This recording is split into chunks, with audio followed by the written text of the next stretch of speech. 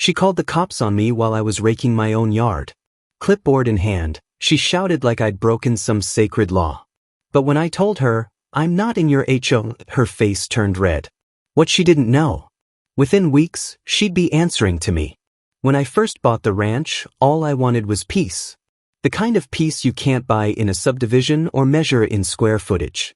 Out here, the only alarms were the morning birds, and the only deadlines were the seasons themselves. Every fence post, every nail in the dock, every patch of grass, I'd put in with my own 2 hands. Most evenings I'd sit on the porch, watching the sun slip behind the trees, the lake catching fire with orange light. It wasn't just property to me. It was sweat, sacrifice, and memory. My father once told me, land only means something if you earn it, and I carried that line in my bones. Neighbors came by sometimes, waving from the road or stopping for a quick hello. Mostly folks kept to themselves the way I liked it. I wasn't in anybody's business, and nobody was in mine. Or so I thought. What I didn't know then was that my quiet life had already drawn attention. Attention from someone who believed clipboards and bylaws were stronger than deeds and county maps. The storm was coming. I just didn't know yet how loud it would get. It started on a Tuesday morning. I was sweaty, shirt sticking to my back, holding a rake when she showed up. A woman I'd never seen before, marching across my yard like she owned the place. Khaki pants pressed sharp, polo shirt tucked in, clipboard clutched to her chest like a badge of honor. "You're violating community standards," she barked. I blinked, rake in hand. "Excuse me?" She didn't hesitate. "Dock placement, fence alignment, lawn condition. All of it. You'll need to fix this immediately or face citations." I couldn't help it, I laughed. "That's interesting," I said, leaning on the rake. "Because I'm not in your HOA." The air went still for 3 seconds. Then her face flushed beet red. "People like you always cause problems," she spat, yanking out her phone like it was a weapon. And before I could say another word, she was dialing 911. A crowd gathered. Curious neighbors shuffled closer, whispering. One man nodded along with her like a bobblehead. Another woman pulled out her phone, recording everything. There I stood, rake in hand, being treated like a criminal for tending my own land. That was the day I realized, this wasn't confusion. This was war. 15 minutes later, flashing lights bounced off my fence. Deputy Carl Benson stepped out of his cruiser, shoulders sagging like he'd seen this circus too many times before. Cynthia, because that's what she finally introduced herself as, immediately launched into a dramatic monologue.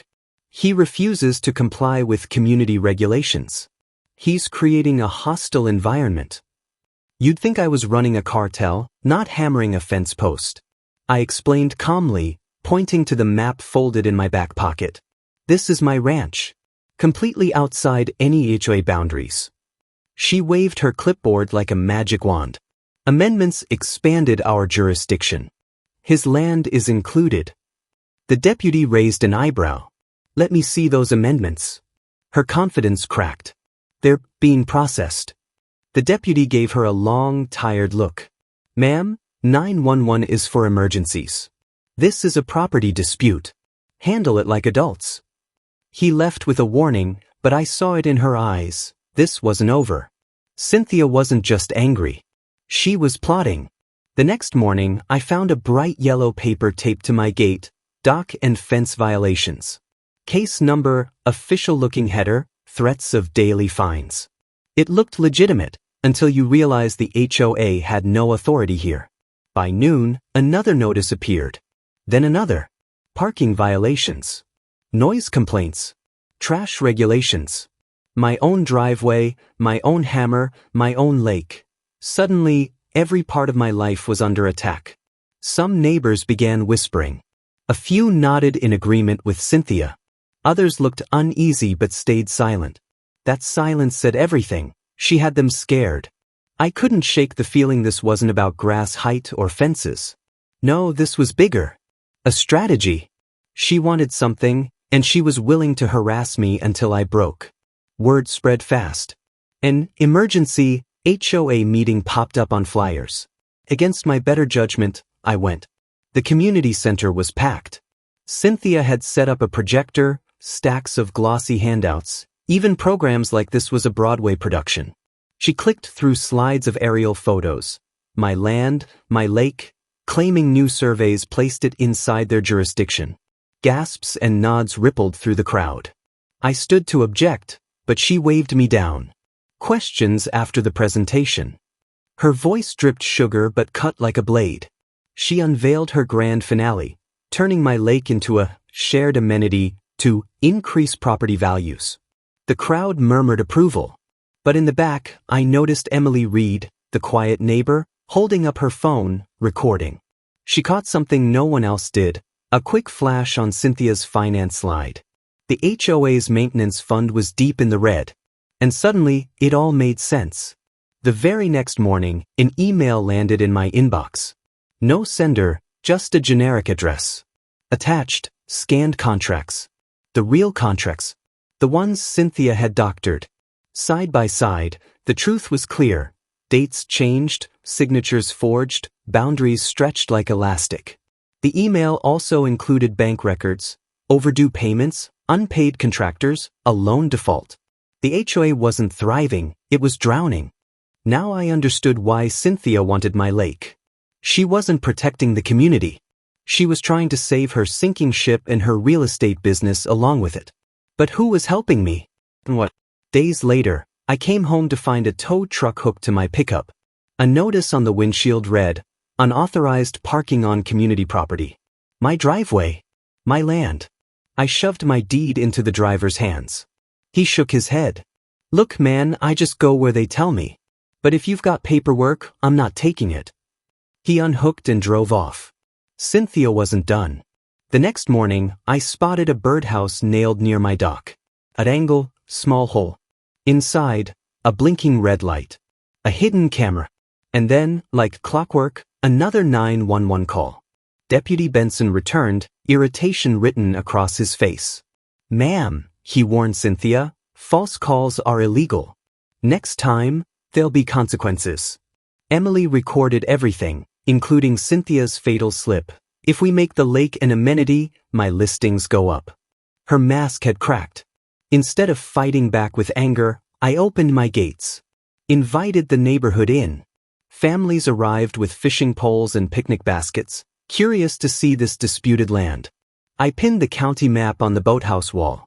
Side by side, we compared it to Cynthia's fake version. Even kids noticed the lies. Tom Harris, one of her supporters, showed up with a GPS unit, measuring boundaries himself. After an hour of pacing the property, he shook his head. "The county's right. She's wrong." Whispers spread. Support cracked. The tide was turning. After my lawyer mentioned leverage, I started digging. Public records led me to the truth. The HOA's access road loan had been sold to a collection agency. 3 missed payments. Default looming. So, I did the unthinkable. I bought the debt. 2 weeks of paperwork, notarized signatures, and bank statements later, it was mine. The irony hit hard. Cynthia wanted my lake as an amenity. But now I controlled the road her entire subdivision used to reach it. I kept quiet, waiting for the perfect moment. The next HOA meeting was standing room only. Cynthia strutted to the front, microphone in hand. "Tonight we put an end to Jack Miller's privatization attempts. Here's proof his property falls within our boundaries." Slide after slide of doctored maps. The crowd murmured approval. I waited. Let her dig the hole deeper. When she finally opened the floor, I walked forward. I didn't bring slides, I said, voice carrying clear. But I brought truth. I unfolded the certified county map. Guess. Next, Emily's video played, Cynthia admitting her motive was real estate profit. The room buzzed. But I wasn't finished. I laid the debt transfer papers on her presentation table. "Your road loan? It's 3 payments behind. As of last week, I bought it. I now control your access." Silence. Then shock rippled across the room. Cynthia dropped her mic. Deputy Benson, standing near the wall, stepped forward. "Ma'am, I'm citing you for fraud, false reports, and harassment." The community erupted. Her empire crumbled in minutes. By the weekend, Cynthia was gone, removed as HOA president, facing fraud charges, her real estate license under review. Tom Harris stepped in as interim president, apologizing publicly.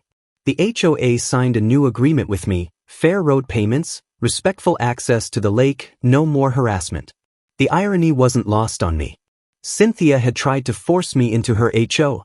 Now she, and everyone in Willowbrook Heights, had to answer to me, their new landlord. Looking out over the lake now, I finally feel peace again. Not the fragile kind that someone can snatch with a clipboard, but the kind built on truth. If anyone tries to draw a line through your land, make sure they're the ones standing on the wrong side of it.